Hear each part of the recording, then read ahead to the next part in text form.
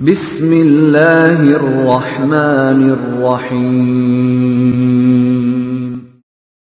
Waltakum minkum ummatun yad'una ilal khairi wa ya'muruna bil ma'rufi wa yanhauna 'anil munkar.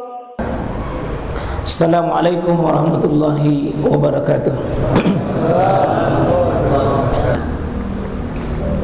Ya, ini juga hadis yang sering keluarkan ini.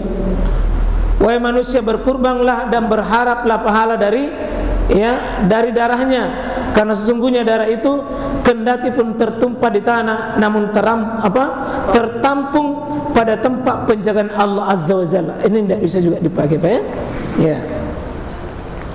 Al-Haisami mengatakan dalam sanadnya terdapat Amr bin Husain Al-Ukaili yang tidak diterima hadisnya oleh jumhur pakar hadis. Ini juga ditolak, hadisnya maudhu. Ya, ini dari mana sisi analisanya? Ada sini dia analisa. Selalu kalau hadis itu, Pak, bagaimana sanadnya, bagaimana rawinya, dan ini hanya ahli hadis yang mengetahui. Ya, ahli hadis yang mengetahui. Saya bukan ahlinya di sini, Pak, tapi saya hanya mengumpulkan kitabnya para ulama. Ulama lah yang punya wewenang di sini untuk melihat. Kami yang bikinkan diagram seperti ini. Ya, kami yang bikinkan untuk mudah kelompokkan. Ini hadis bermasalah sisi apanya? Kalau sanadnya di sini berputar hadisnya. Kalau sisi rawinya di sini berputar nama hadis itu. Ya. Ini barang siapa berkurban dengan rela hati dan dengannya mengharapkan ridhonya, maka akan menjadi pencegah baginya dari api neraka. Ini sebenarnya, Pak, tanpa hadis ini, kalau Allah mengatakan fasholli li rabbika wanhar, maka salatlah dan berkurbanlah, itu cukup. Insya Allah sudah lebih dari ini.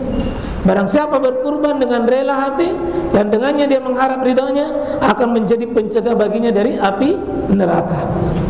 Iya, memang kelihatan bagus ini. Tapi siapa yang mengatakan?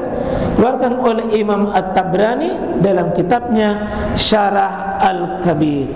Al-Haisam mengatakan dalam sanadnya terdapat Sulaim bin Amr An-Nahai, sedang dia adalah pendusta. Al-Albani mengatakan dia sebagai pemalsu hadis. Ibnu Hibban mengatakan dia banyak memalsukan hadis. Menurut ulama hadis, yakni jumhur, dia mantan orang soleh, namun akhirnya terkenal sebagai pemalsu. Ada juga mantan orang soleh, Pak. Jadi mantan preman ada, mantan orang soleh juga ada. Mantan orang beriman ada. Pernah beriman, pernah dia soleh, tapi kalau terkena lingkungan, terkena syubhat, pemikiran yang melanda dirinya, bisa orang itu berubah, Pak.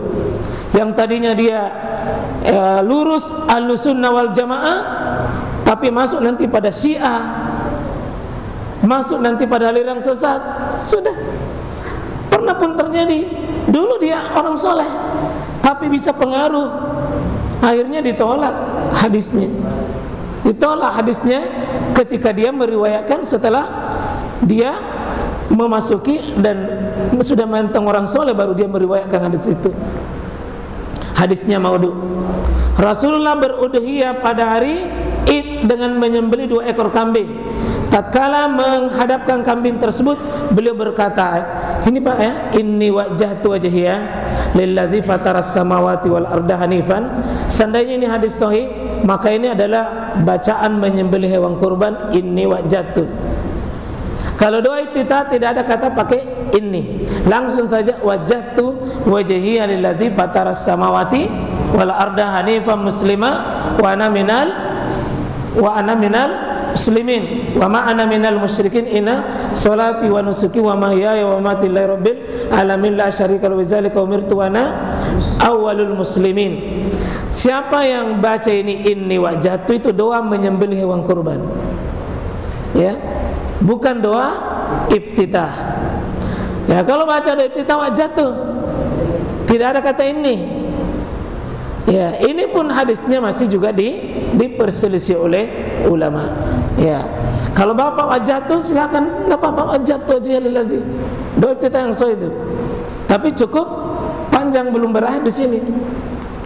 Iya. Hadisnya masih tetap diperselisih, dilemahkan oleh Albani dalam kitabnya Dhaif Sunan Abu Daud. Kesimpulan yang sekalian, tidak ada hadis-hadis yang sahih tentang keutamaan khusus udhiyah. Tidak ada. Ayat-ayatnya cukup jelas saja. Fasholli li rabbika wanhar, salatlah dan berkurbanlah. Diperintah salat, diperintah berkurban. Yang agak sedikit mengancam itu, man wajada sa'ah, siapa yang memiliki kemampuan berkurban, walam yudahi, kalau dia tidak mau berkurban, kata Nabi SAW, fala yakrabanna musallana, maka tidak usah dia mendekati tempat salat kami. Itu dari Ibnu Majah, dari sahabat yang mulia Abu Hurairah. Meskipun hadis ini juga masih diperselisih oleh ulama, tapi tentang amalan kurban tidak ada pun satu yang berselisih. Cuma keutamaannya Pak, Nabi melakukan, tidak pernah beliau tinggalkan. Tidak pernah beliau tinggalkan. Itu sebuah keutamaan. Sampai Imam Abu Hanifah mewajibkan, Syekhul Islam Ibnu Taimiyah mewajibkan. Tapi apa didapat? Tidak ada penjelasan rinci, Pak. Cukup ibadah disyariatkan pasti punya hikmah. Tidak usah kita sibuk, Pak, dengan amalan-amalan begini, karena pasti akan lain nanti penafsirannya.